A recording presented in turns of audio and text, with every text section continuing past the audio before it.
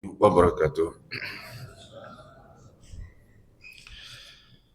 Innal hamdalillah nahmaduhu wa nasta'inuhu wa nastaghfiruh wa na'udzu billahi min shururi anfusina wa min sayyiati a'malina. Man yahdihillahu fala mudilla lahu wa man yudlilhu fala hadiya lahu. Asyhadu an la ilaha illallah wahdahu la syarika lahu wa asyhadu anna Muhammadan 'abduhu wa rasuluh.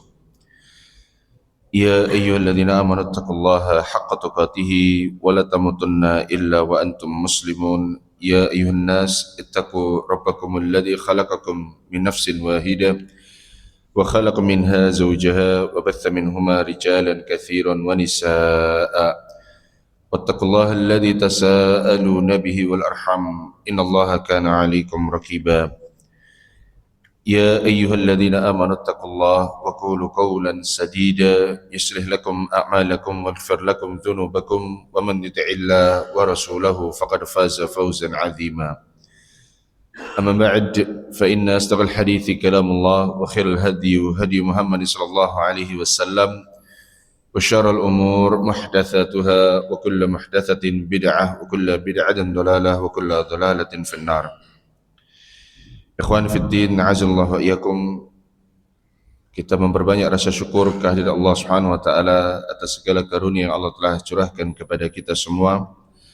Semoga nikmat yang Allah taala yang memberikan begitu banyak, karunia yang begitu melimpah tidak menjadikan kita orang yang mengkufuri perintah-perintah Allah Subhanahu wa taala. Salawat dan salam kita panjatkan kepada Nabi Muhammad sallallahu alaihi wasallam, kepada seluruh keluarganya, kepada para sahabatnya, para tabi'ut tabi'in, dan juga kepada orang-orang yang senantiasa mengikuti sunnah-sunnah Nabi sallallahu alaihi wasallam. InsyaAllah nanti malam mungkin ya sidang itsbat, betul ya? Malam nanti apa besok malam, Pak? Malam nanti apa besok? Sehingga saya malam nanti kalau nggak salah ya. Dan kita mungkin besok sudah memasuki bulan apa? Dzulhijjah. Kemungkinan, saya katakan kemungkinan. Apabila memang pemerintahan kita mengatakan bahwasanya besok adalah 1 Dzulhijjah, maka ingatlah sabda Nabi Muhammad sallallahu alaihi wasallam tatkala Nabi Muhammad sallallahu alaihi wasallam bersabda, "Ma min ayyamin al-'amalu salihu fiha ahabba ila Allah illa min hadhil ayyam." Kata Nabi SAW mengatakan, tidak ada sebuah hari yang di mana beramal solih pada hari tersebut lebih dicintai Allah Subhanahu Wa Taala kecuali apa? Kecuali malam-malam tersebut, atau kecuali malam-malam ini, yaitu malam-malam apa? 10 hari pertama pada bulan Dzulhijjah. Kata Abdullah bin Abbas radhiyallahu taala anhu, beliau radhiyallahu taala anhu berkata bahwasanya apa? Dahulu para sahabat Nabi Muhammad sallallahu alaihi wasallam mengagungkan yaitu 10 hari yang 3, yaitu 10 hari pertama pada bulan Muharram, kemudian juga apa? 10 hari pertama pada bulan Dzulhijjah, dan juga yang terakhir yaitu 10 hari terakhir di bulan Ramadan. Maka dari itu apabila kita berada nanti pada 10 hari pertama di bulan Dzulhijjah, maka memperbanyak amal solih. Karena memperbanyak amal soleh pada hari-hari tersebut itu lebih utama daripada hari-hari yang lainnya. Sampai para sahabat Nabi Muhammad sallallahu alaihi wasallam bertanya kepada Nabi sallallahu, setelah Nabi sallallahu alaihi wasallam bersabda yang tadi, Nabi atau para sahabat radhiyallahu taala anhu berkata, "Walal jihadu ya Rasulullah?" Apakah jihad juga ya tidak bisa dikalahkan, ya tidak bisa mengalahkan, yaitu besarnya keutamaan beribadah 10 hari pada bulan pertama di bulan Dzulhijjah, apakah tidak bisa mengalahkan ya Rasulullah jihad? Kata Nabi SAW mengatakan, walal jihadu, begitu pula bagi jihad, kecuali siapa? Illa rajulun dhahaba binafsihi wa malihi, kecuali orang-orang yang, atau kecuali ada seseorang yang pergi berjihad dengan membawa harta dan juga apa? Dengan jiwanya, tetapi tidak ada satupun yang kembali dari apa? Dari peperangan tersebut. Maknanya apa? Apabila seseorang misalnya di 10 hari pertama di bulan Dzulhijjah misalnya, atau di 10 hari pertama di bulan Dzulhijjah, ketika dia pergi berjihad, membawa dirinya, membawa hartanya, kemudian tidak ada yang kembali, dia mati, hartanya pun juga hilang atau habis, maka baru amalan ini bisa apa? Mengalahkan 10 hari pertama di bulan Dzulhijjah. Maka dari itu besar sekali apa? keutamaan seseorang yang beramal di 10 hari pertama di bulan Dzulhijjah. Salat di 10 hari pertama di bulan Dzulhijjah tidak sama dengan apa? Salat di luar bulan-bulan apa? Dzulhijjah.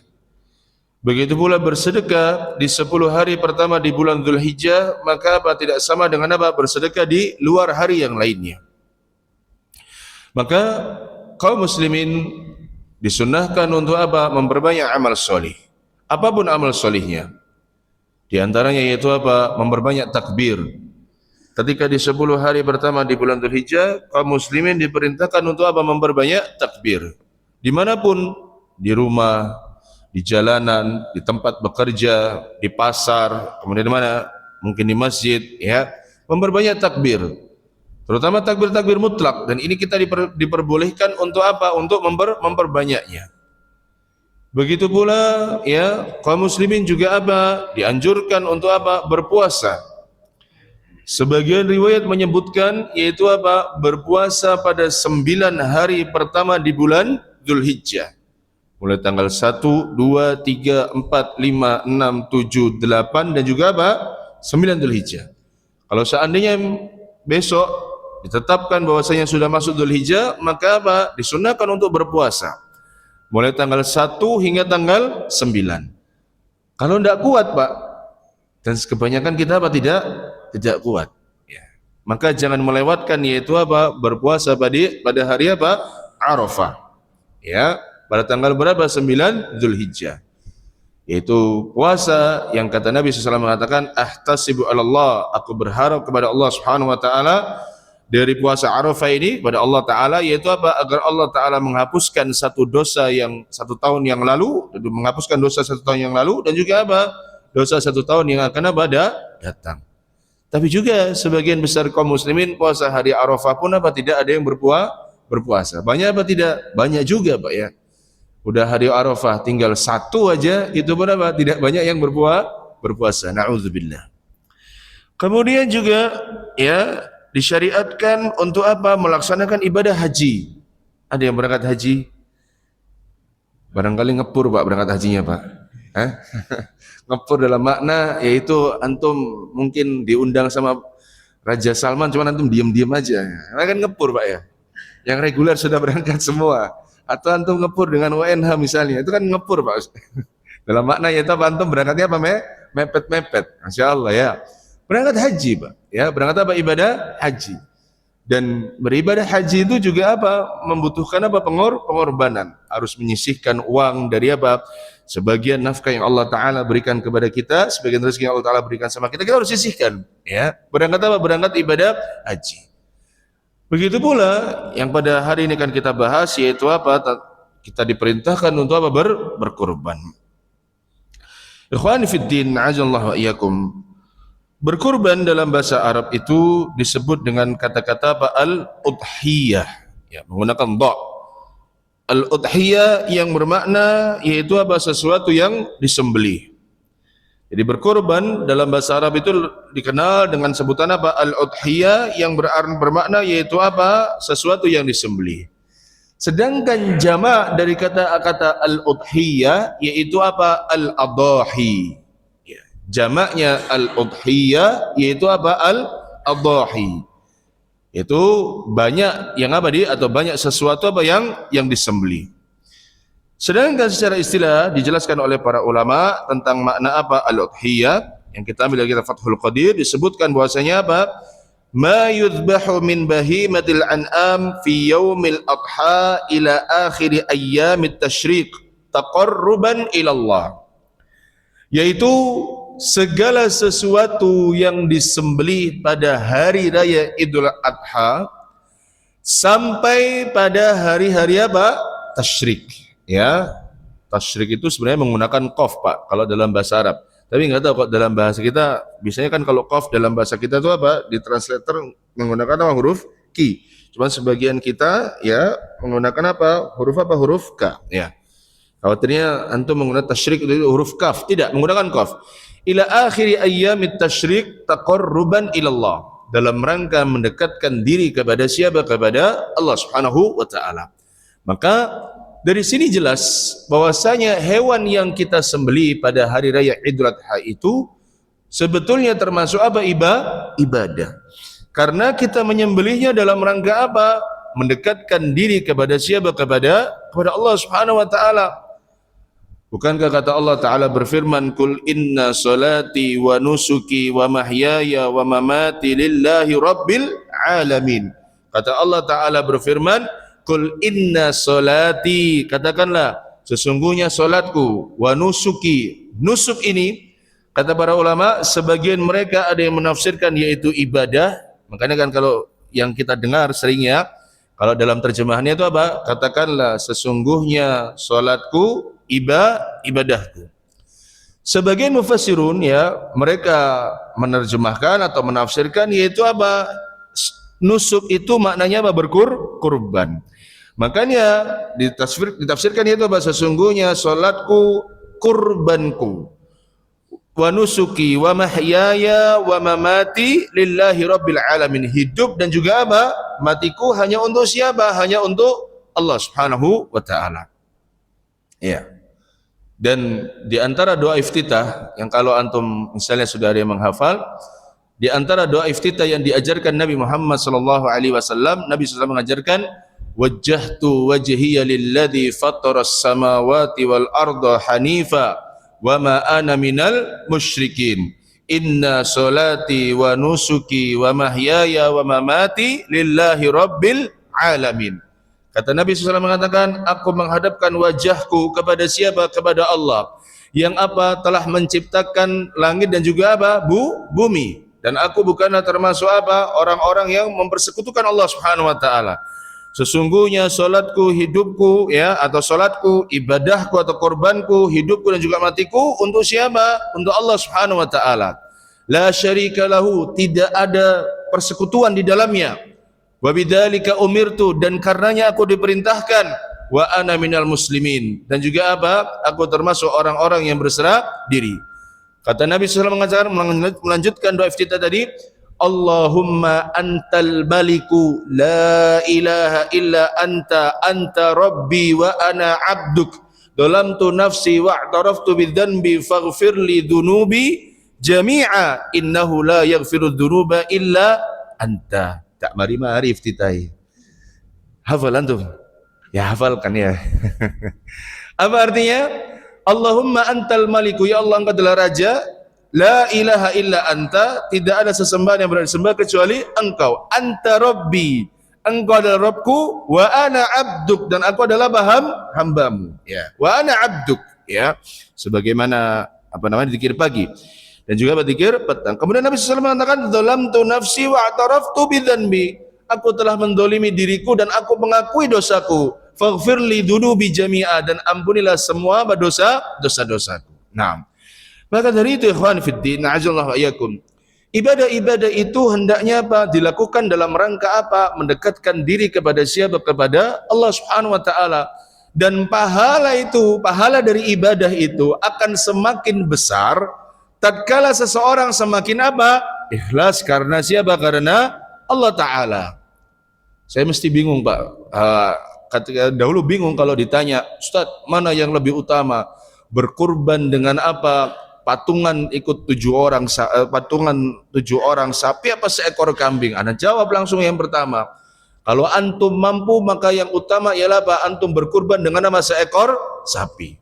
Selesai.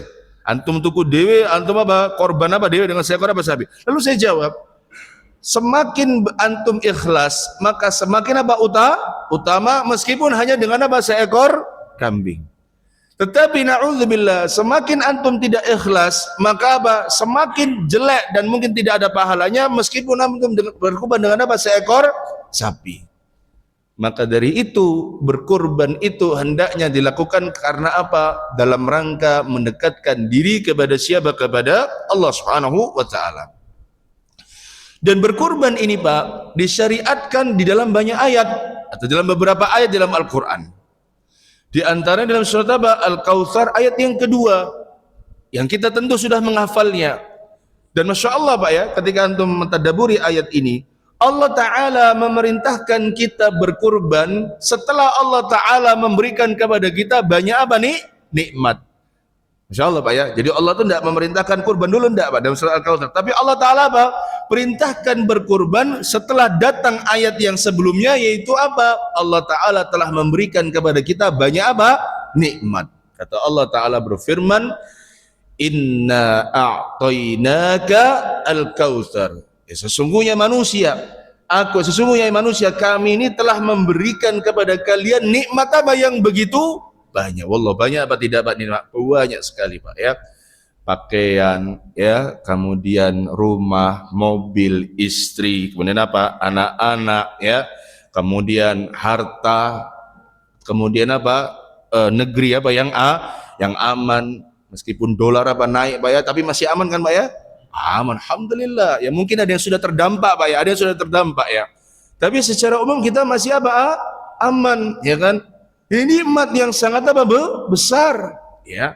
Dan di antara nikmat mungkin yang antum tidak menyangka itu adalah nikmat, yaitu apa? Antum bisa ibadah. Itu nikmat apa tidak? Nikmat. Wallah, nikmat bisa ibadah itu.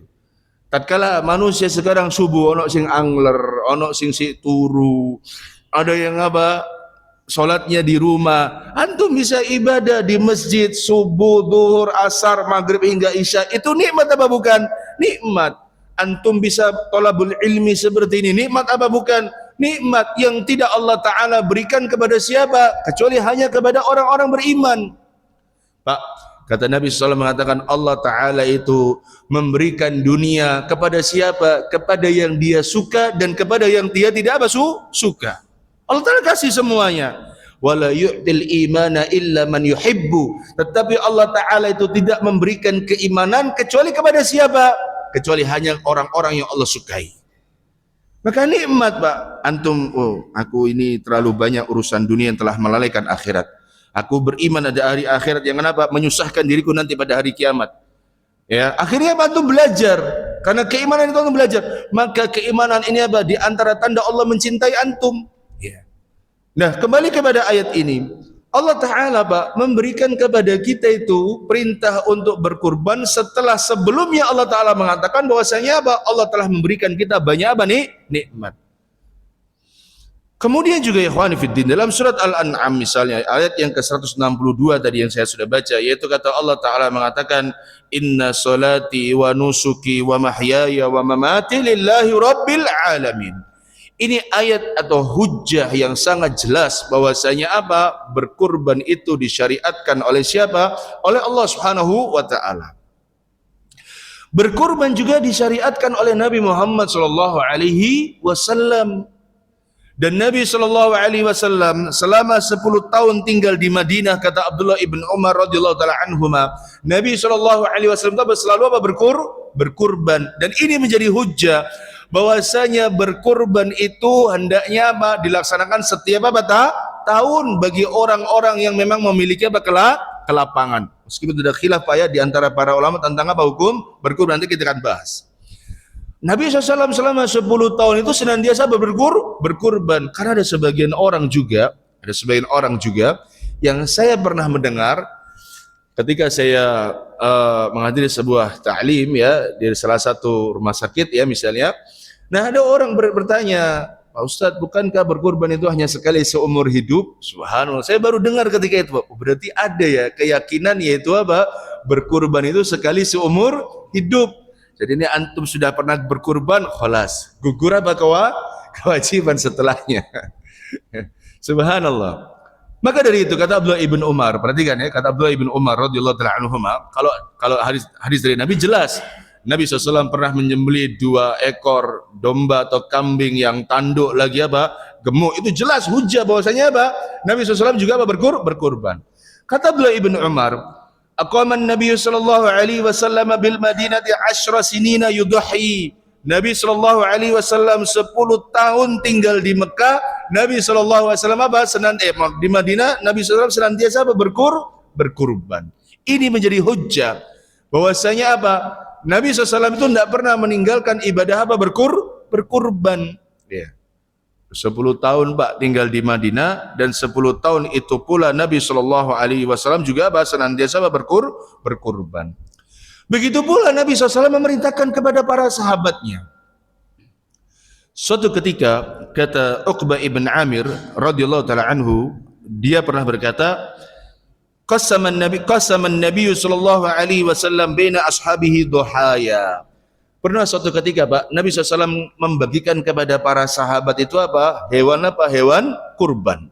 Jadi, Nabi SAW itu membagikan apa? Hewan kurban. Masih hidup Pak, dibagikan apa? Hewan kurbannya. Kemudian fasarat li Uqbah jaza'atun. Bagiannya Uqbah bin Amir mendapatkan apa? Jaza'ah.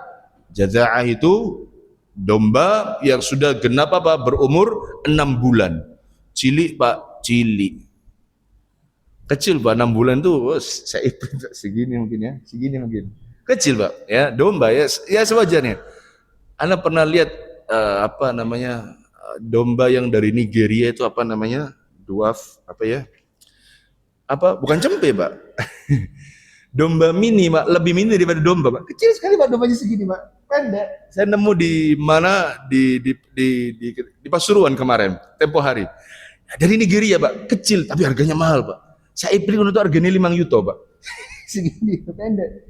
Tak timbang berapa piro bobot iki? 34 ketika itu. Pendek tapi panjang dia bodinya. Ada panjang bodinya. Namanya apa ya kemarin ya? Pokoknya itulah ya. Mini memang Pak. Antum melihat aja di YouTube, apa di Google, kambing mini dari negeri tetangga atau negeri yang lain. Ketemu nanti dan itu sebagian dijual di Indonesia Pak ya.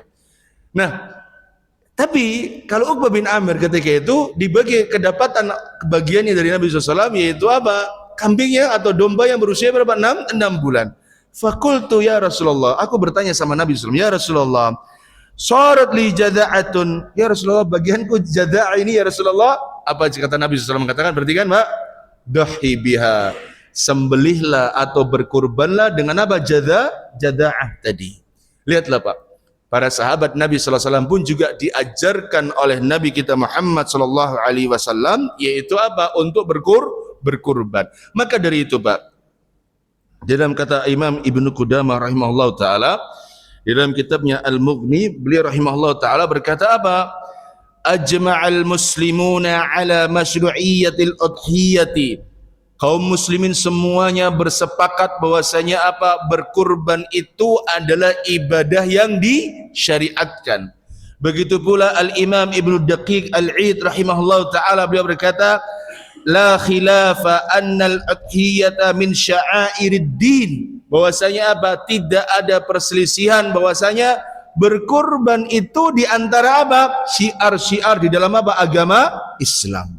Syiar Pak. Di dalam agama Islam di antaranya apa? Kita bisa berkurban. Alhamdulillah di Jawa ini ya, hampir semua masjid, hampir semua tempat apa? Mereka apa? Berkurban, hampir semua tempat. Bahkan sebagian orang motong di rumahnya apa? Masing-masing. Jadi motong itu tidak harus di mana? Di masjid Pak. Nek iso mbele dhewe nang omah silahkan. Karena termasuk apa? Bentuk syiar di dalam apa? Agama Islam. Karena ada sebagian negeri, enggak usah jauh-jauh lah Pak. Enggak usah jauh-jauh. Di kota Jawa Timur juga sebagiannya itu ndak ada apa? Syiar dalam beribadah apa? Kurban enggak ada. Ada kawan kami yang mungkin 2-3 tahun lalu itu kami amanahi untuk apa? Ngasih apa? Hewan kurban ke tempat kawannya dia. Salah satu tempat di Jawa Timur. Kemudian tahun ini dia bilang, tahun ini ada lagi apa enggak kebagian kita? Waduh, kita belum tahu ini kan, karena kan juga kita membagi-bagi ke sebagian tempat ya. Kemudian kenapa? Iya di tempat kita orang ini di desa kita baru hanya 1 ekor Pak. Kita bayangkan kan desa itu mungkin satu apa Pak? Satu kumpulan beberapa Pak RT, satu RW, satu desa mungkin 1 RW, saya enggak tahu ya. 1 RW itu baru ada apa? 1 hewan kurban. Lah kemana yang lainnya? Apakah 1 RW itu, mohon maaf ya, saya berpikir, apakah 1 RW itu miskin KB sehingga tidak ada kewajiban kurban baginya? Atau 1 RW itu beranggapan bahwasanya berkurban itu sekali seumur hidup sehingga ketika sudah bilang kurban ya sudah, berarti yang satu ini yang belum pernah kurban? Atau gimana? Makanya alhamdulillah di sebuah kota-kota besar nikmat dari Allah Subhanahu wa taala kita bisa mensyiarkan agama Islam ini dengan apa? Salah satu dengan apa? Ibadah kurban. Nah, para ulama rahimahumullah ya, Mereka menjelaskan apa sih hikmah disyariatkannya berkurban. Yang pertama yaitu apa? Tentu sebagai bentuk rasa syukur kita terhadap Allah Subhanahu wa taala. Kata Allah Ta'ala berfirman dalam surat Ibrahim, kata Allah mengatakan, wa atakum min kulli ma sa'altumu. Kata Allah Ta'ala mengatakan, dan Allah Ta'ala memberikan semua apa yang kalian minta. Kemudian kata Allah mengatakan, wa in ta'uddu ni'matallahi la tuhsuha innal insana la zalumun kafar. Kata Allah Ta'ala mengatakan, sesungguhnya kalau kalian ingin hitung nikmat Allah, tidak bisa. Wa innal insana la zalumun kafar. Kata Allah melanjutkan, sesungguhnya manusia itu banyak zalimnya, banyak apa? Kufurnya. Padahal Pak Allah mengatakan apa Pak? Kalau kamu hitung nikmat Allah, kamu tidak bisa. Tidak bisa Pak kita hitung. Apa nikmat yang bisa hitung? Tidak bisa. Tidak bisa. Allah tidak bisa Pak.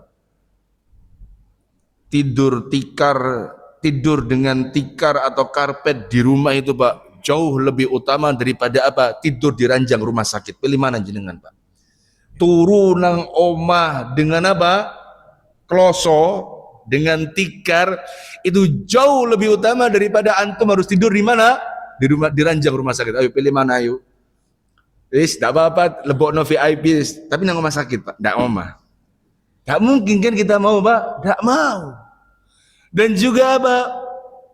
Sempitnya rezeki ya. Mungkin ya, sekarang lagi seret ya sebagian orang ya, terutama penjual es itu Pak ya. Penjual es itu mumet semua Pak. Plastik apa? Harga plastik apa naik. Menjual es, pokoknya ada plastik-plastiknya ya. Penjual STMG, mumet itu Pak. Kalau bungkus gimana? Saya tanya, ya Allah, ana pernah melihat ada seseorang ya, ketika minum STMJ, kembali ke STMJ, nyari uang 2.200 susahnya setengah mati. Maksudnya namanya ya 2.200. Dia begini. Ada maaf 3.300, bukan 1.200. Jadi seorang ibu-ibu ketika saya minum STMJ itu Pak ya, kita minum STMJ, ibu ini datang mengambil apa? Uangnya untuk apa? Selesai apa dagangan. Ditanya sama kawan kami, piro Bu? 11 berarti 3.300 begitu. Betul ya? Betul. Pak 3.300 Pak 11. Antum mungkin sebagian dari antum tanda tangan berapa? 1 juta, 2 juta, 10 juta Pak. 11 Pak, 11 tahwisi, untungnya mek piro Pak? 3.000. Kan saya mikir, dia dikasih sama kawan saya itu 8.800 ya. Berarti kan kita berpikir Pak, ini modalnya berapa 1 tahun ini? Anggaplah berapa? 500 Pak. Untungnya mek piro? 300. 300 kali 11 Pak, berapa? 3.300 Pak. Oleh saya memikir Pak, sama antum coba kita berenung. 3.300 di Surabaya, makan apa? Sego kucing berapa saiki? Yang laki-laki yang mobile di jalanan berapa rego sego kucing? Piro saiki? 5.000 kan? Sego kucing pun tidak dapat Pak. Saya tidak merendahkan, tidak ya. Tapi kita ini hendaknya Pak, saya mengajak antum untuk banyak bersyukur nih. 3.300 itu apa? Harus belanja ke pasar, ya kan? Beli tahu kan? Beli sayurnya. Kemudian apa? Harus mengatur jadwal apa penggorengannya biar nanti disediakan masih apa? Anget. Karena kan dia berpikir, Pak, ikannya adem kan tidak enak, ya kan? Kemudian apa? Harus melangkah untuk apa? Meletakkan di warung STMJ misalnya, kawan kami misalnya. 3.300 Pak. Pengorbanannya setengah mati. Sebagian dari antum, sebagian dari kita, Masya Allah, sekali tanda tangan satu proyek 100 juta. Sekali tanda tangan mungkin apa? Nyabet bisa apa? 50 juta, 6 juta, 10 juta, nikmat. Makanya kalau ada orang sekali sabet misalnya langsung setuan buahnya, tapi tidak mau berkurban, saya khawatir. Ya saya khawatir Pak ya. Termasuk orang-orang yang apa? Kufur terhadap nikmat-nikmat Allah Subhanahu wa taala. Yang kedua, di antara syariat atau hikmah dari berkurban yaitu menghidupkan sunnahnya siapa? Nabi Ibrahim alaihissalam, yang kita diperintahkan oleh Allah Subhanahu wa taala untuk apa? Untuk mengikutinya. Di dalam surat An-Nahl ayat yang ke-123 kata Allah taala berfirman, "Tsumma auhayna ilaika an ittabi' millata Ibrahim hanifa wa ma kana minal musyrikin." Kata Allah taala mengatakan, thumma auhayna ilaika, dan kami telah wahyukan kepada engkau wahai Muhammad, anittabi' millata Ibrahim, agar engkau mengikuti tuntunannya atau ajarannya siapa? Nabi Ibrahim yang hanif, wa ma kana minal musyrikin, dan Nabi Ibrahim itu bukanlah termasuk apa? Orang-orang yang mempersekutukan Allah Ta'ala. Yang ketiga disebutkan oleh para ulama di antara hikmah berkurban yaitu apa? Belajar kesabaran dari siapa? Dari Nabi Ibrahim alaihissalam. Kalau perintah menyembelih anak itu datang sama kita, kita tidak akan bisa. Saya yakin tidak akan bisa. Tidak akan bisa kita menyembelih anak kita, berat. Lawang sekarang ada pilihan anak apa sholat. Saya seringnya apa? Memilih apa? Anak, ya kan? Jangankan anak, istri kita ada pilihan istri, mendahulukan istri apa mendahulukan sholat. Sebagian dari kita apa? Mendahulukan apa? Istri. Mendahulukan istri apa? Mendahulukan apa? Sedekah. Sebagian kita mendahulukan apa? Istri. Pada umumnya ya, secara umum. Dalam makna yaitu apa? Pada hal-hal yang tidak penting dari apa? Dari kebutuhan apa? Istri. Contoh, kita mau misalnya mau apa namanya? Bersedekah di alisan. Karena alisan membutuhkan apa? Bantuan. Sekian M untuk apa? Untuk renovasi misalnya. Kita ada tuh uangnya. Ada apa? Duitnya punya. Dan kita banyak, alhamdulillah misalnya. Sudah mengeluarkan, ditanya sama istrinya, kok banyak-banyak sih? Gak usah semua lah. Kita juga apa? Ada kebutuhan. Ini anak yang pertama mau kuliah. Sudah mau apa? Mau apa? Magang. Saya pernah mendengar salah seorang apa namanya? Ibu-ibu Pak bercerita sama kita. Magangnya anak-anaknya yang kuliah Pak, magangnya itu bukan di Tropodo, bukan. Magangnya bukan di Bulak Rukem, bukan di mana di apa Basuki Rahman, enggak. Magangnya di mana Pak? Di Finlandia, antum bayang loh. Magang itu Pak, ibu saya kuliah Pak. Magangnya duduk nang Sedati enggak. Magangnya di mana? Di Finlandia. Allahu Akbar Pak ya. Subhanallah, itu saya enggak bayangin kuliahnya itu ya apa, kemudian apa yang dipelajari sampai apa. Kok magangnya di mana? Di sana. Dan karyawan magang itu kalau di luar negeri itu juga apa digaji Pak ya. Setahu saya kalau karyawan magang itu kalau di luar negeri apa tetap digaji. Bahkan sebagian sekolah, sebagian tempat di Indonesia meskipun dia hanya magang juga apa digaji. Karena kan menggantikan posisi orang yang apa? Yang digantikan ya kan. Subhanallah. Ini nikmat ya. Maka nah, kalau misalnya perintah menyembelih anak datang sama kita yakin tidak bisa. Lah buktinya apa? Ketika mau bantu Masjid Al-Ihsan kita Pak, yes lah, tidak apa-apa istri dulu sebagian. Maka bersabar Pak. Dan Nabi Ibrahim alaihissalam tatkala diperintahkan menyembelih anaknya, maka Nabi Ibrahim itu memberikan yang terbaik bukan? Yang terbaik Pak. Siapa anaknya? Saya tanya sama antum coba berpikir logika. Kalau disembelih misalnya anak jadi disembelih, apakah ada yang semisal dengan anaknya itu? Ismail? Tidak ada. Mohon maaf ya, kalau dalam bahasa kasar saya. Kalau seandainya beliau alaihissalam kemudian melakukan hubungan badan lagi misalnya, kemudian keluar anak lagi, apakah sama dengan anak yang pertama ini? Beda Pak. Setiap anak itu punya apa? Karakter yang membekas di mana di hati orang tua. Senyumnya begini, tingkah lakunya begini, kemudian apa? Karakternya begini. Berbeda Pak. Disuruh apa? Nyembeli. Enggak punya anak dari pernikahan dengan Sarah, lalu apa? Dihadiahkan budak, lalu punya apa? Punya anak. Berat apa tidak Pak? Berat. Tapi Nabi Ibrahim tetap apa? Menjalani dengan apa? Penuh kesabaran. Makanya Allah katakan tatkala apa namanya setelah akan disembelih itu, setelah diletakkan di atas pelipisnya atau keningnya, setelah itu Allah mengatakan apa? Wa fadainahu bidzibhin azim, dan kami ganti anaknya itu dengan apa? Sembelihan yang besar ya. Sembelihan yang besar Pak, bidzibhin azim. Antum lihat ayatnya itu, bidzibhin azim, dengan apa? Sembelihan yang besar. Loh, kalau kita mampu yang besar, kenapa harus beli apa yang kecil? Kalau mampu. Kalau memang keuangannya memang hanya sebatas itu, maka apa? Fattaqullaha mastata'tum. Maka antum belajar kesabaran dari Nabi Ibrahim. Dan itu butuh perjuangan Pak. Ngeluarkan iki nih tuku sing gede, eman rek. Iki nih tuku sing sakmene kan kebanyakan dari kita Pak. Kalau menjalankan perintah itu hanya sekedar apa? Menggugurkan apa? Kewajiban. Tidak ada effort dari mana? Dari dalam apa? Hati. Sebagian dari kita.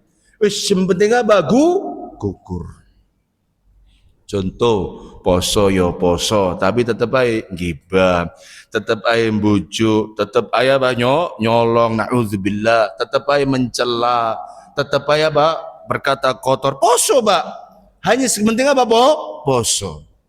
Zakat yo zakat, sepenting apa, zakat. Haji yo haji, sekedar apa, haji. Ikut-ikutan, ndak mau belajar. Haji itu butuh belajar, Pak. Tanggal 8 berada di mana, sampai kapan, itu kan butuh belajar. Tanggal 9 berada di tempat mana, 9 Dzulhijjah maksudnya ya, sampai kapan, kan butuh apa, belajar. Ustadzuna Muhammad Nur Yasin hafizallahu taala ketika berada di Arafah kan mulai bergeser ke pada saat apa, pada saat terbenam apa, matahari bergeser ke mana. Nah, ketika bergeser itu, Pak, nah sore itu sudah mulai dioprak-oprak, Pak, maksudnya harus segera bergeser. Subhanallah, beliau, Pak, dalam agar apa, mendekati sunnahnya Nabi SAW, agar bisa mencontoh sunnah Nabi SAW, yaitu apa, berpindahnya setelah salat maghrib, beliau ngapain, Pak? Istilahnya apa ya, beliau itu bergeser, maksudnya berpindah ke tempat-tempat agar nggak kena apa, usir, bergeser, Pak, karena apa, sunnahnya, Pak, ada apa, maghrib ini butuh effort, butuh apa, belajar, dan butuh apa, kesabaran. Begitu pula menyembelih ibadah kurban butuh kesabaran, mengeluarkan uang juga butuh apa, sabar. Uang segini, ini bisa beli ini, bisa beli ini. Ada sebagian orang, Pak, beli hewan sapinya itu harganya 3 digit, Pak. 1 ekor sapi itu harganya apa, 3 digit. Jadi saya semalam lihat di statusnya kawan kami itu, di salah satu, itu kita potongan YouTube kita lihat, dipotong, dia bilang begini, jadi hewan ini satu sudah dibeli seseorang. Dibeli apa saja seseorang. Nah, ini orang yang ini hewan yang punya hewan ya. Ini orang penjual, ini pembeli yang kedua. Sudah dibeli, Pak. Oke, berarti kan milik siapa? Hewan yang orang yang ini, Pak ya. Nah, ini customer lamanya ini, Pak. Ini customer lamanya. Nah, senang sama apa hewan ini, Pak. Ditawar sama siapa? Sama menawar ini. Untung penawarannya itu, Pak, untungnya toh 95 juta, Pak. Antum untung dewi. Kira-kira iki tuku nang kene regane piro? Atau iki tuku nang kene regane apa piro? Iki untungnya ta, Pak. Ini orang ini cerita sama ini, aku untung 95 juta, Mas. Loh, orangnya mau loh, Pak. Terus kira-kira antum lihat berapa, saya mikir berarti 3 digit mungkin. Karena enggak mungkin kan untuk 95 juta regane ya, nek 1 juta kan enggak mungkin. Mosok tuku sapi sak mono gede nek 5 juta. Itu hal yang mustahil, Pak. Butuh effort, butuh apa, kesabaran, butuh apa, usaha. Dan ibadah itu juga butuh apa, usaha. Antum ke masjid butuh effort, bangun apa, sebelum subuh ya. Antum zuhur butuh effort, butuh kesabaran karena apa, Pak? Panas. Apalagi kemarin hari Sabtu butuh effort apa tidak? Hari Sabtu itu effort tak? Hujan subuh. Nih subuh hujan, pengennya apa, Pak? Turun.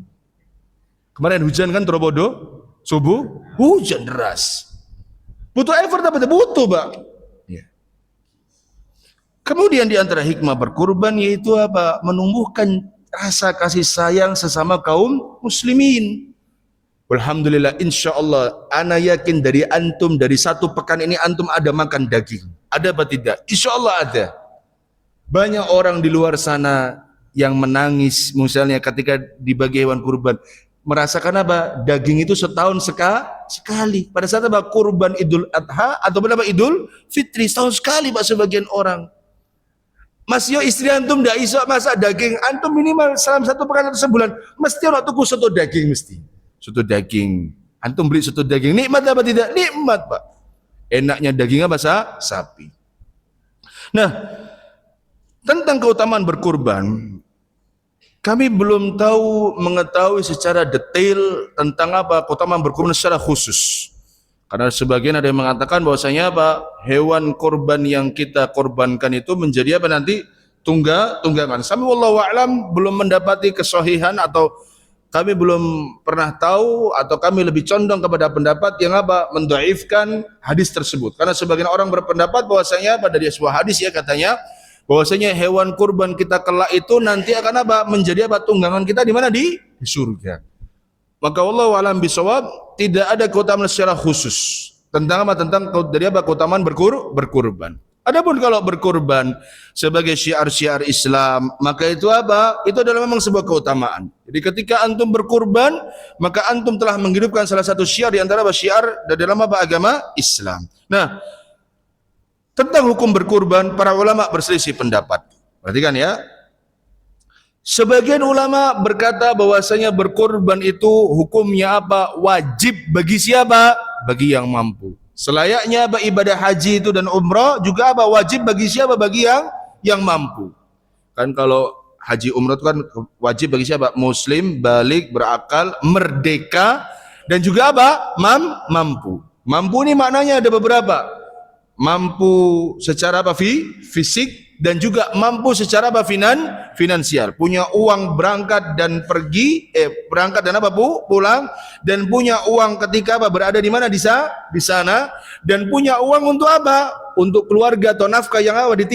Ditinggalkan. Ojo sampai antum umroh, senang, udah usah pakai nafkah, aman. Lah enggak boleh. Harus apa?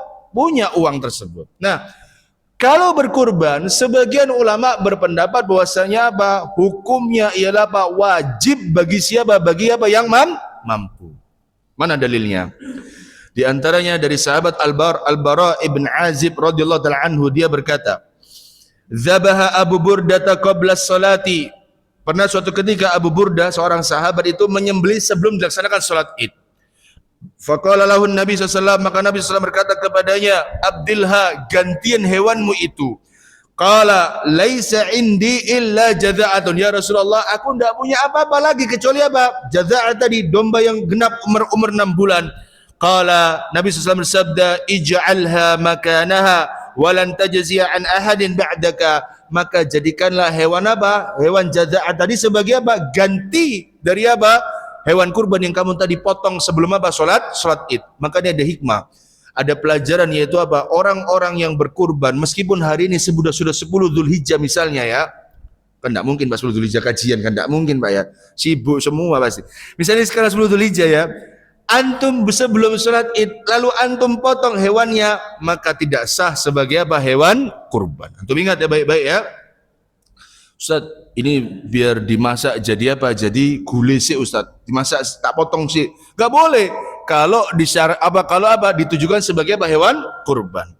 Mana dalil yang kedua? Dari Abdullah ibn Sufyan al-Bajali radhiyallahu taala anhu, dia berkata, qala sallallahu alaihi wasallam, Nabi SAW bersabda pada hari Idul Adha, thumma khataba thumma dzabaha. Kemudian Nabi SAW setelah berkhutbah, Nabi menyembelih. Faqala, man dabaha qabla an yusalliya falyadbah ukhra makanaha wa man lam yadbah falyadbah bismillah. Lihat Pak, Nabi SAW berkata, barang siapa yang menyembelih sebelum salat Id, maka sembelihlah lagi apa? Hewan yang lainnya.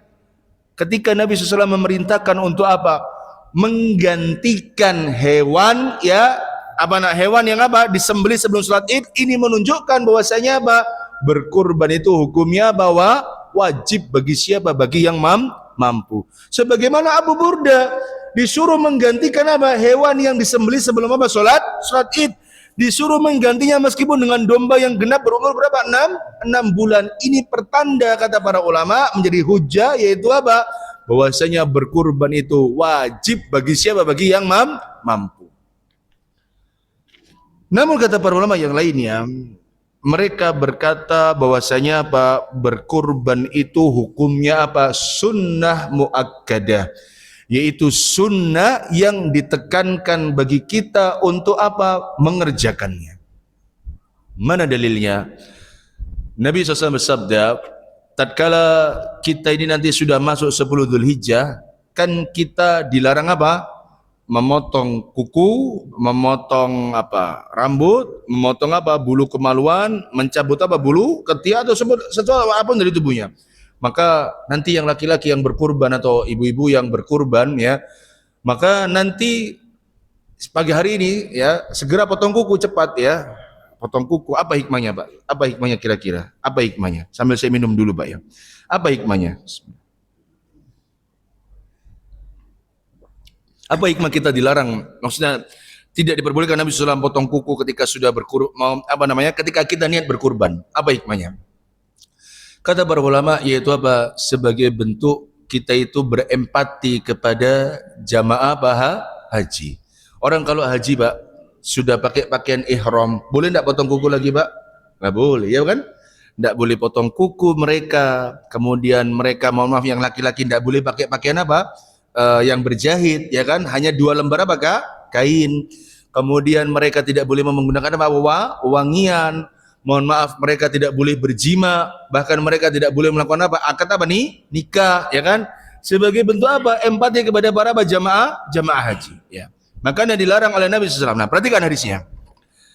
Kata Ummu Salamah, ini kata para ulama, di antara Imam Asy-Syafi'i rahimahullah taala, menjadikan hadis ini sebagai hujjah bahwasanya hukum berkurban itulah sunnah muakkadah.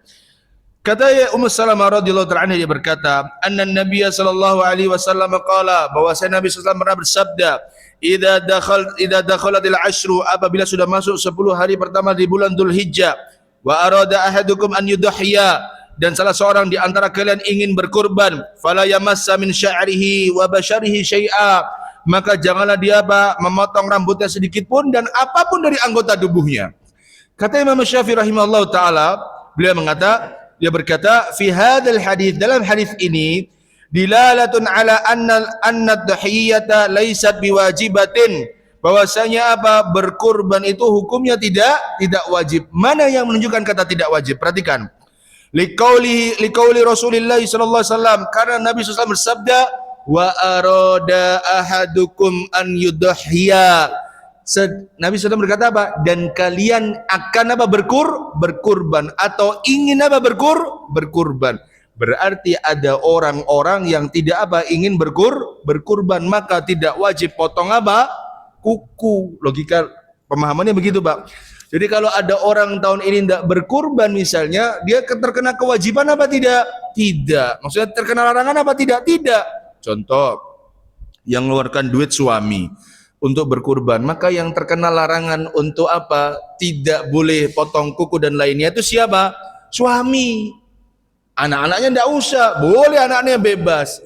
Anaknya bebas, ya. Sedangkan yang laki-laki tidak diperkenankan untuk mencabut bulu ketiak, mencukur bulu kemaluan. Nah, kata Imam Syafi'i rahimahullah berkata, "Lau kanatid dhahiyatu wajibatan," ya, seandainya berkurban itu wajib, ya, asbaha an yakula, maka Nabi SAW akan berkata fala yamassa min sya'ri hatta yudhiya. Maka kata Imam Syafi'i, kalau seandainya berkurban itu hukumnya wajib, maka Nabi SAW akan berkata, janganlah dia memotong kukunya sampai kapan? Sampai dia menyembeli. Tetapi kan Nabi berbalik katakannya, dan kalian ingin berkurban. Maka kata para ulama, di antara Imam Asy-Syafi'i rahimahullahu taala, bahwasanya berkurban itu hukumnya tidak atau hukumnya sunnah muakkadah. Maka dari itu kami pernah mendengar seorang ulama ketika ditanya, mana yang lebih utama? Berkurban ataukah membantu saudara kandung yang sedang kesusahan? Mana yang lebih utama, Pak? Membantu saudara kandung yang sedang kesusahan. Jadi kalau ada dari kita, Pak, punya saudara sekarang sedang susah hidupnya, itu membantu lebih utama. Karena jumhur ulama berpendapat bahwasanya berkurban itu hukumnya sunnah muakkadah. Jadi kalau kita masih punya kakak lagi terseok-seok, bantu dia, Pak. Karena membantu saudara itu pahalanya berapa? Pahalanya berapa, Pak? 2. Apa pahala yang pertama? Sedekah itu sendiri. Pahala yang kedua menyambung tali silaturahim.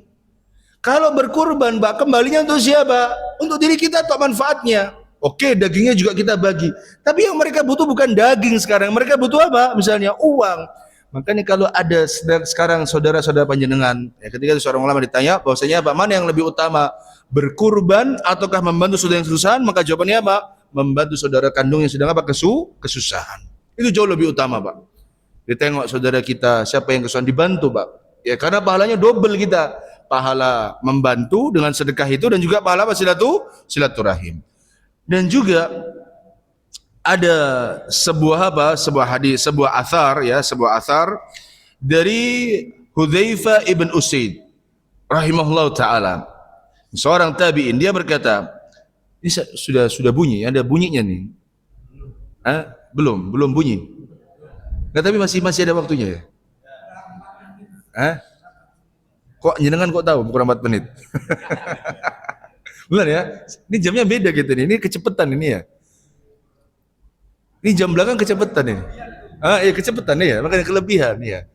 Oh, sudah mau jam 6 kok cepat sekali ya. Nah, perhatikan kata Hudzaifah ibn Usaid rahimahullah taala. Adraktu Abu Bakrin au raaitu Abu Bakrin wa Umar. Aku pernah menjumpai Abu Bakar atau aku pernah melihat Abu Bakar dan Umar. Perhatikan. Radhiyallahu taala anhuma.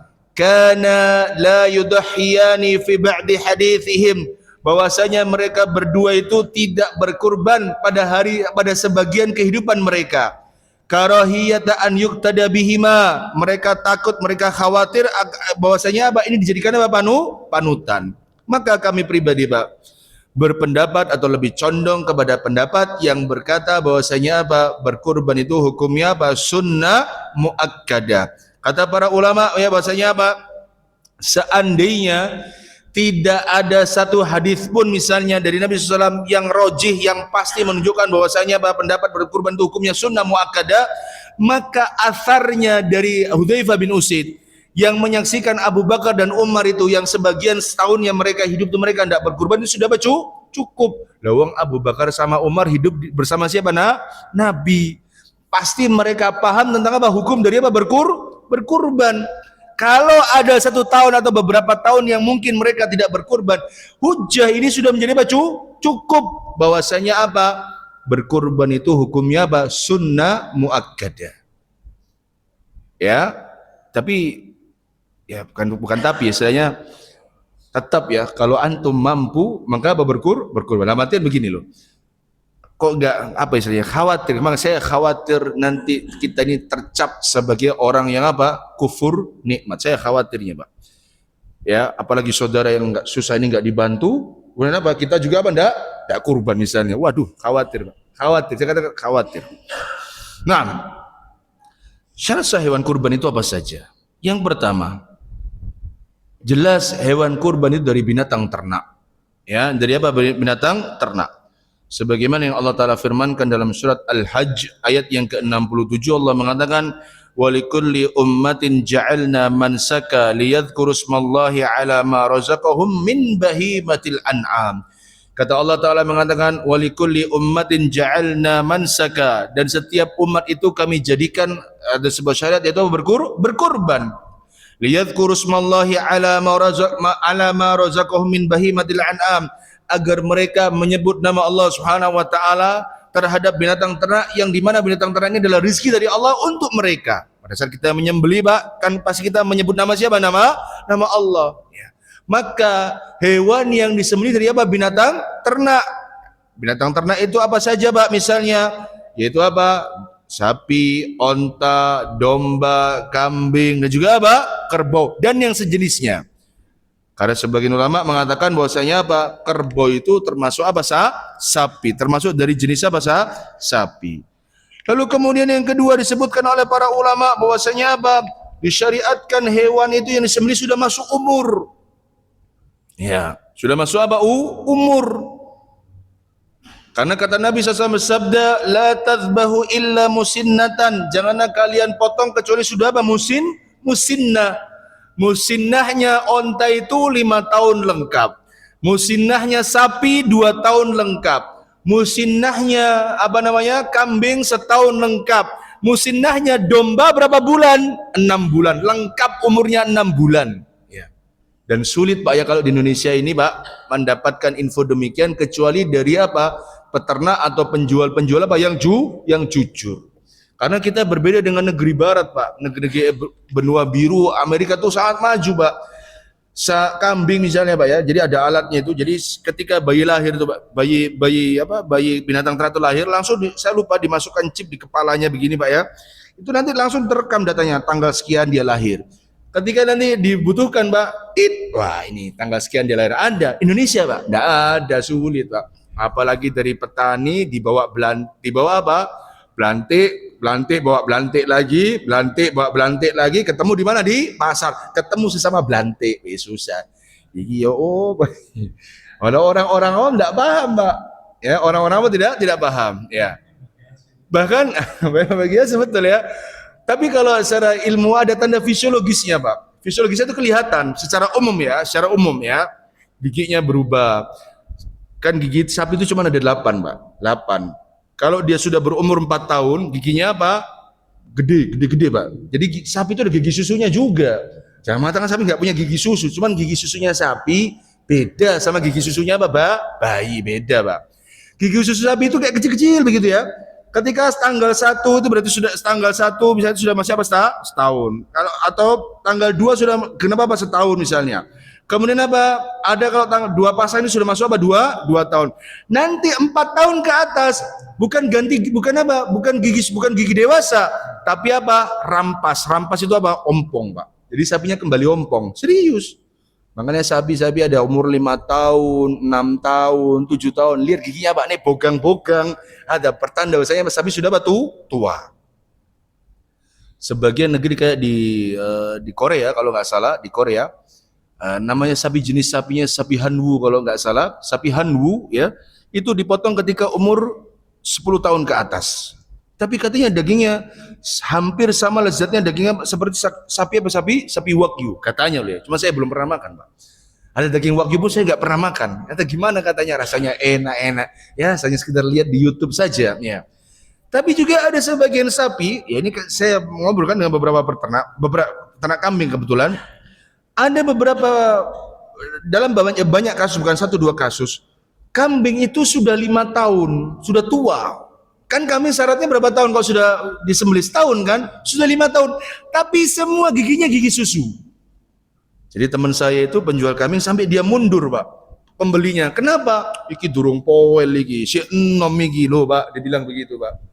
Ustaz, saya enggak nemu cuma 1-2 ekor tok. Banyak ekor ana nemui kambing-kambing ana yang sudah tua tapi belum apa? Giginya belum berganti dengan gigi dewasa atau poel. Maka syarat yang kedua ialah apa? Kambingnya atau hewan ternaknya itu sudah apa? Sudah masuk apa? Masuk umur. Makanya sulit untuk diketahui kecuali dari apa? Memang pedagang apa yang antum yakini adalah pedagang apa yang jujur. Atau apa? Ya ada ininya, ada data kelahirannya, tapi kan nggak ada, Pak. Tradisional negeri kita ini, Pak. Wallah ya. Antum kalau tahu sapi di Gunung Kidul ya, pada umumnya ya.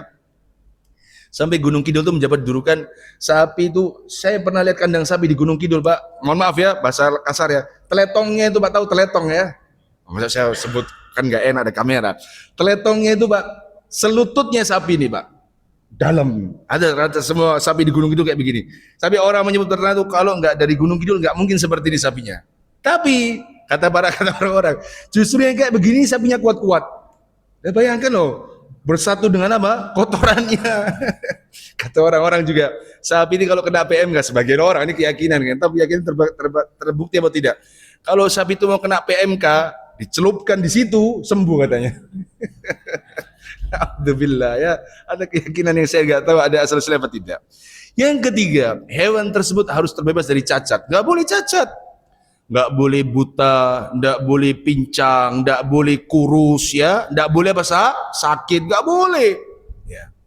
Tidak boleh sampai seperti itu. Ya. Apalagi kalau mau musim korban begini, PMK itu banyak, Pak. PMK itu banyak sekarang itu. Makanya peternak-peternak itu terkadang jualan tuh nggak mesti untung, terkadang baru rugi. Sapinya ambruk dalam mana apa? Nggak mau bangun sapinya. Masa antum mau potong sapi yang nggak mau beli sapi yang nggak mau bangun? Nggak mau kan? Orang kalau beli sapi kan begini, Bang, suruh berdiri dulu sapinya, mau lihat sehat fisiknya, bagus apa tidak. Masa antum beli sapi mendekem? Nggak mungkin, Pak. Pasti antum apa? Cari yang berdiri. Karena PMK itu mengerikan sekali, Pak. Kukunya itu, Pak, berdarah, Pak, berdarah-darah. Mulutnya berdarah juga, ya. Ingusnya, Pak, lendirnya itu keluar banyak, kasihan, Pak. Ada kawan kami peternak sapi juga, dia rugi 11 ekor sapi, yang setiap seekor sapinya itu bobotnya 500 sampai 600, berakhir di rumah potong 11 ekor sapi, Pak. Antum kilo-kilo dewi 500-600 kira-kira bobotnya piro. Itulah pedagang. Makanya memang betul, Pak ya, orang kalau bisnis itu, Pak, semakin besar keuntungan maka resikonya juga akan semakin apa? Besar. Itu sudah pasti, Pak. Ini besar untung tapi apa? Resikonya kecil, jadi apa? Makelar, Pak. Wah, kecil, Pak, keuntungan. Paham maksudnya, Pak ya? Pebisnis itu, Pak, untung makin besar, resiko juga semakin apa? Besar. Makelar untungnya gede, resikonya apa? Kecil. Karena yang nanggung siapa? Penjual. Atau ya ini apa? Pedagangnya, peternaknya. Agak begitu. Nah, maka yang semisal dengan cacat ini nggak boleh. Contoh matanya menjulur keluar, ya melotot, misalnya ini cacat, nggak boleh dijadikan apa hewan kurban. Buta sebelah atau dua-duanya nggak boleh. Sakit ya, sakit juga boleh dipotong. Kemudian selanjutnya yang keempat, ini yang paling penting, yaitu apa? Hewan kurban itu dimiliki secara apa? Sah. Baru dijadikan hewan kurban. Maknanya apa? Tidak boleh antum berkurban dengan hewan colongan, tidak boleh. Di sini nggak ada, insya Allah. Di Pasuruan banyak sekarang. Loh, antum lihat beritanya itu, sapi dicuri loh Pak. Antum bayangin, sapi itu kan barang hidup ya. Yang saya mikir tuh kan sapi, makanya kalau malam di desa itu, saya nggak di desa itu saya nggak tahu gimana orang tuh nyolong sapi. Kan sapi itu kan kalau dikeluarkan pasti bunyi kan. Oh, ini kok bisa sapinya diem gitu? Dibawa keluar. Di Probolinggo lagi banyak tuh pencurian sapi itu sekarang. Ada banyak. Sapi itu dari apa? Dari apa? Hewan apa? Hewan yang kita miliki secara apa? Sah. Dengan jual beli atau dengan apa? Disedekahkan kepada kita. Baru apa? Sah. Ojo nyolong godaane tonggo, Pak. Dicolong ya. La ilaha illa anta, ya nggak boleh ya, itu hewan curian nggak boleh dijadikan apa, hewan sembelihan. Dan insya Allah kalau di kota tidak ada Pak ya, secara umum di kota tidak mungkin apa terjadi. Gimana antum nggak biasa ngingu sapi, coba colong ayo isok ngingu sapi apa ndak, ya isok lolo ini apa no ya. Tapi kalau di desa-desa masih ada Pak, jangankan sampai Probolinggo, di mana kawan kami di Sukodono itu ketika itu pernah saya tahu kambingnya dua Pak, dua hilang, dalam artian hilangnya itu dipotong, jeroannya ditinggalkan, sisanya dibawa Pak. Jadi kawan kami itu punya kandang kambing ya sekarang Sukodono kan dekat Surabaya Pak ya, tapi masih ada kejadian kayak begitu ya, cuman itu sebelum Covid Pak. Saya dengan dua itu jeroannya dikeluarkan semua, daging sak kulitnya dibawa. Saya sampai mikir, cepet semalam apa? Maksudnya nggak ada kebisingan, nggak ada berisik, subhanallah. Yang terakhir yaitu apa?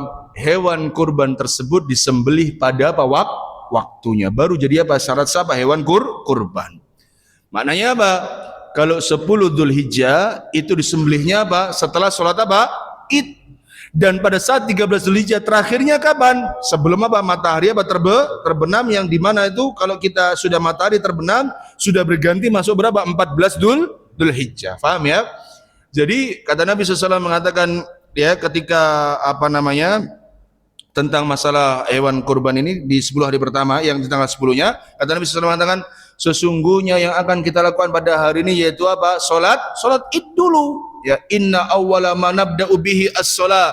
Sesungguhnya kegiatan pertama yang kita lakukan pada hari ini apa? Salat. Ya.